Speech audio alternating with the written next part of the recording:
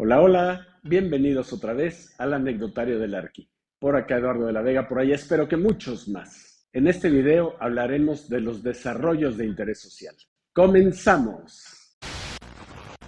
El déficit de vivienda tan solo en México asciende a 2.2 millones de unidades. Lo anterior se debe a diversos factores, como por ejemplo un desarrollo económico lento y una alta desigualdad de ingresos, así como también un acceso insuficiente al financiamiento, que dificulta enormemente la adquisición de una vivienda formal de calidad.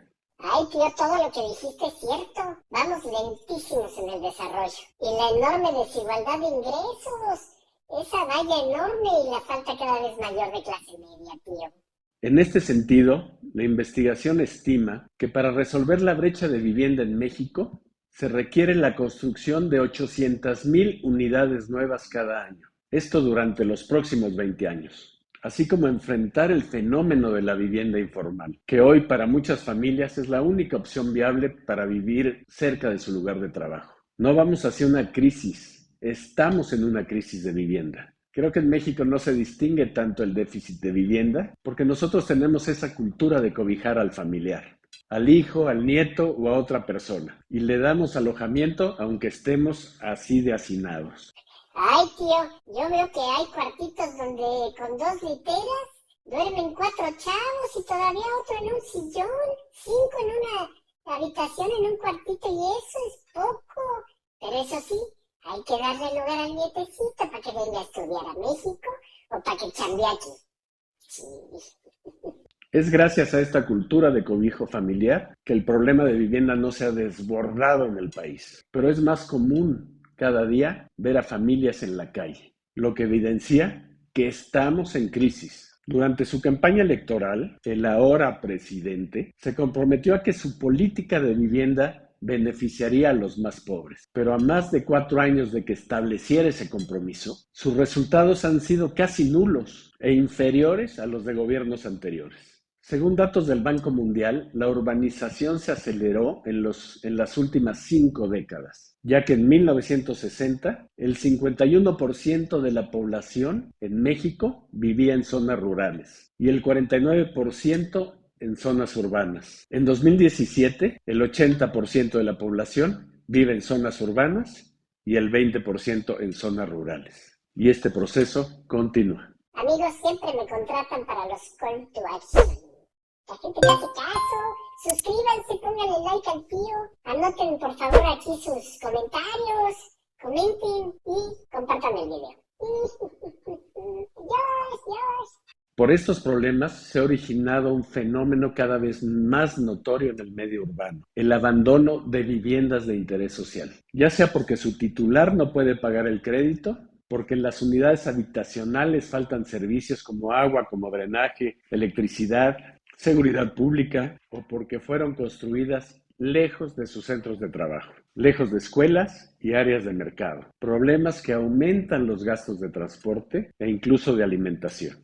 Ay, tío, yo conozco gente que inclusive algunos trabajan contigo, que se avientan 4 horas desde su casita hasta la oficina. O sea, imagínate 4 horas de ida, 4 horas de regreso, son 8 horas perdidas de su vida. Más los riesgos que esto conlleva, los asaltan ahí, a pistolazo limpio, pobrecitos.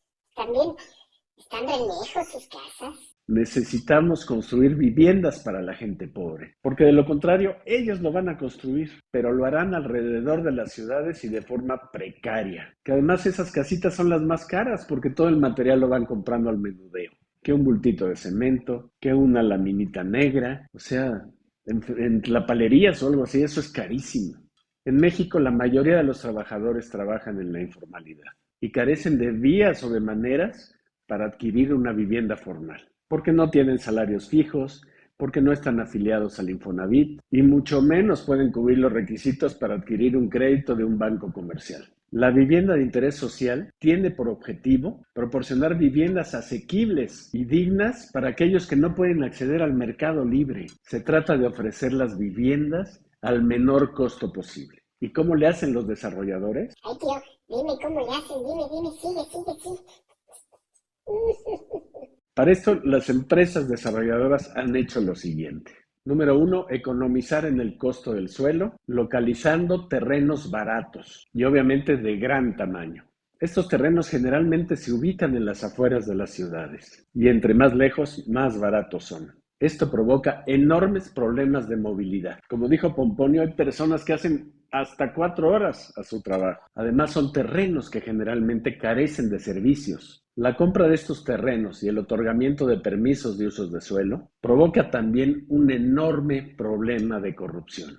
Los desarrolladores tienen que repartir muchísimo dinero a los funcionarios públicos, a los presidentes municipales, para conseguir estos permisos. A mayores desarrollos habitacionales, mayores beneficios para los funcionarios públicos. Ay, tío, yo conozco a un presidente municipal aquí de las afueras, allá por donde está el aeropuerto, que no manches, se hizo millonario con todos los desarrollos que han hecho por allá. Pero millonario, ¿eh? No creo que haya sido nomás por su linda cara o su trabajo, tío. No, no se vale. Asimismo, la lejanía también provoca el problema del abandono. Algunos de estos desarrollos se encuentran de plano abandonados. Las casas se deterioran con mayor facilidad y se provoca un fenómeno de inseguridad impresionante. No nada más aquí en la Ciudad de México. Vean en YouTube, algunos lugares de Guadalajara están totalmente abandonados. Número 2, para abaratar el precio de las casas. Obviamente, hacer las casas cada vez más chicas. A menor metraje, menor precio. Hay casas que tienen únicamente 30 metros cuadrados de construcción, cuando el espacio mínimo para una familia debe de ser cuando menos de 80 metros cuadrados. Imagínense el amontonamiento que provoca una casa tan chica. Esto obliga a los propietarios a ampliar su casa por medio de la autoconstrucción, lo cual provoca construcciones inseguras y totalmente faltas de estética. Ay, tío, sí es cierto, le meten unas fachadas después de que la casita que les entregaron está más o menos, ahí le hacen sus ampliaciones y se ven re feas, tío, y todas diferentes y la verdad necesitan un arquitecto que los apoye. Número 3, para abaratar las casas, construir de manera repetitiva en casas prototipo. Usan los mismos colores, los mismos materiales, la misma casa repetida una y otra vez, lo cual economiza en los precios de construcción. Pero tiene el problema en que no se basan, por ejemplo, en la orientación de la casa, sino exclusivamente en el desarrollo de las vialidades. Hay casas súper calientes que dan al poniente y que además si son de un nivel, todo el calentamiento de la losa también afecta, o puede llegar a haber casas súper frías que dan al norte. La imagen que proyectan estos fraccionamientos es monótona. No se vayan a perder en uno de estos desarrollos porque no hay manera de saber dónde estás. Todas las casas y las calles son igualitas. Ay, tío, una vez fuimos a una casita ya por el aeropuerto de Santa Lucía, exactamente, nos dimos una perdida, nos invitó uno de los amigos que trabajan ahí en tu empresa. Qué perdida nos dimos, ya llegamos después de la barbacoa, ya no probamos nada. Como número 4, para abaratar las casas, los desarrolladores usan los materiales más económicos posibles y una mano de obra sumamente barata, lo cual trae como consecuencia problemas a corto plazo en las casas, tales como grietas, fugas de agua y hasta hundimientos, obviamente problemas estructurales. Es un dolor de cabeza para los propietarios que tanto esfuerzo hicieron en comprar su casa, la cantidad de vicios ocultos y de detalles que van a salir inmediatamente después de habitarla. Todo por el afán de los desarrolladores de hacer el mejor negocio posible. También en los desarrollos de interés social encontramos los siguientes inconvenientes: densidad y hacinamiento, para maximizar el uso del terreno y poder albergar la mayor cantidad de gentes posible. Las viviendas de interés social a menudo se construyen en desarrollos de alta densidad. Esto conduce a un mayor hacinamiento, todo el mundo retacado ahí, y a problemas de inseguridad también muy grandes. Y obviamente una menor privacidad para los residentes. Con una casita aquí pegada a la otra, pues todo se oye y todo se escucha. Ay, tío, cuando se pelean los vecinos se escucha todo. Hay todas las ventanas y todo horrible.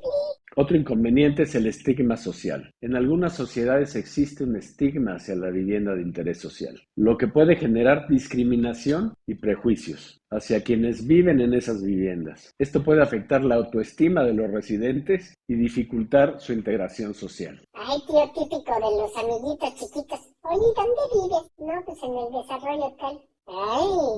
Ay, el nuestro es mejor.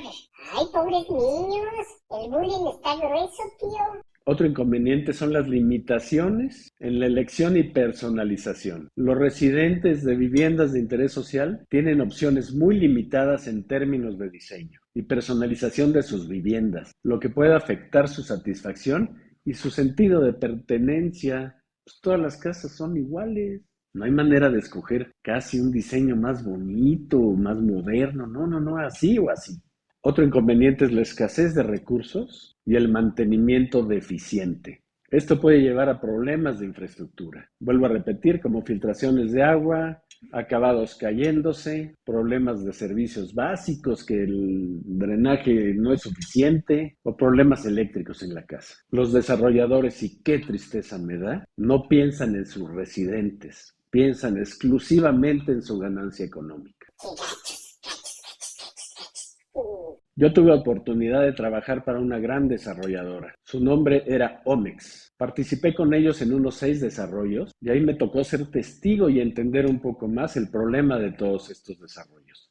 Les cuento. Los desarrollos de Omex eran visualmente agradables. Era una desarrolladora que, como todas, sus terrenos estaban lejísimos. Ir a las obras para mí era un dolor de cabeza. Horas de carreteras de ida y vuelta, carreteritas angostas y peligrosas, llenas de tráfico. No me quiero imaginar cómo le iba a ir a las personas que iban a comprar ahí su casa. Omex, dentro de sus desarrollos, tenía una ventaja. Proveía a sus clientes con servicios, como por ejemplo, kinder, escuela primaria, biblioteca, unos tanques enormes elevados de agua y plantas de tratamiento. Estas obras las subcontrataba y fueron las que me fueron asignadas a mí. Al menos ellos trataban, en la medida de lo posible, que la gente que viviera ahí tuviera que salir lo menos posible. Pero el jefe o jefes de familia tenían a fuerza que salir a chambear a la ciudad.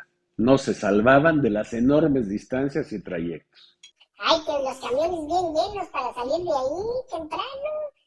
Ya me imagino los empujones y los empellones. Ay, está gacho. Las casas, Omex directamente las construía. Y ahí me di cuenta de lo mal que le pagaban a su gente. A mí me llovían maestros de obra porque sabían que los precios que yo pagaba eran mucho mejores que los que ellos recibían. De veras, no tienen idea de lo mal pagados que estaban. Por ende, la mano de obra en las casas era espantosa. Las casas, aún antes de entregarse, ya se estaban agrietando. Daba vergüenza entrar a la obra de las casitas. Eran obras sucias, con muros chuecos, desplomados y unos acabados mal hechos, pero de vergüenza, de verdad.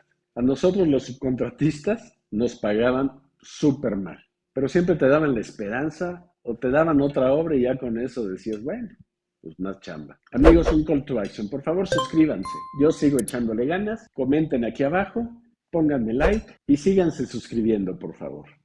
Bye. El corporativo de Omex casualmente estaba en Culiacán, Sinaloa, y se rumoraba muy fuerte que la lana que tenían venía de actividades ilícitas, cosa que no era cierta porque nosotros sabíamos, por ejemplo, que cotizaban en bolsa.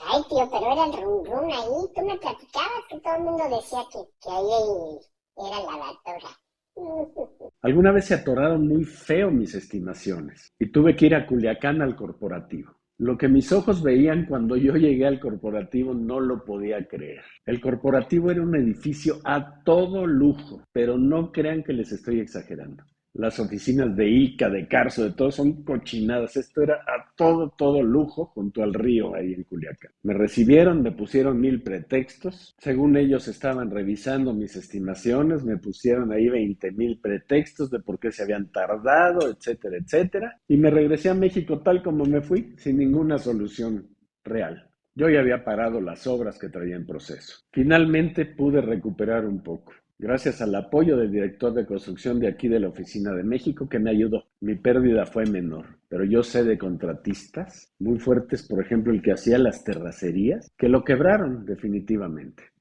Ay, tío, ¿por qué hacen eso? La verdad, los arquitectos somos bien vulnerables. En cualquier momento nos truenan. Ya después leí sobre todos los problemas financieros que Omex tenía y la empresa tronó como ejote. Creo que últimamente alguna entidad financiera la ha querido rescatar, pero los problemas que tienen en sus desarrollos es enorme. Estuve googleando y creo que se les acaban de caer 2 edificios en un desarrollo.